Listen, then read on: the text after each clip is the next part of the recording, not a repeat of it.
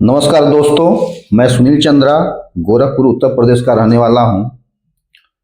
मैं जानना चाहता हूं सर कि आप जॉब में हैं, आप स्टूडेंट हैं या एक हाउस वाइफ हैं, तो अपने काम को करते हुए आप चाहते हैं कि दो पैसा साइड से आए।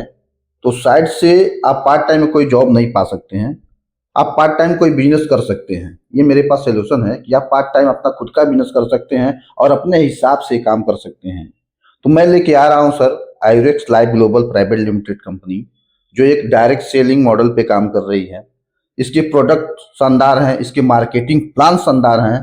तो आइए हम और आप मिलके एक नया बिजनेस स्टार्टअप करते हैं। कम इन्वेस्टमेंट में आप अच्छा बिजनेस कर जाएंगे, अच्छा प्रॉफिट कमा सकते हैं। तो आइए मिलके हम और आप शुरुआत करते हैं। अधिक जानकारी के लिए स्क्रीन पे नंबर है, आप मुझसे डायरेक्ट कांटेक्ट कर सकते हैं। नमस्कार।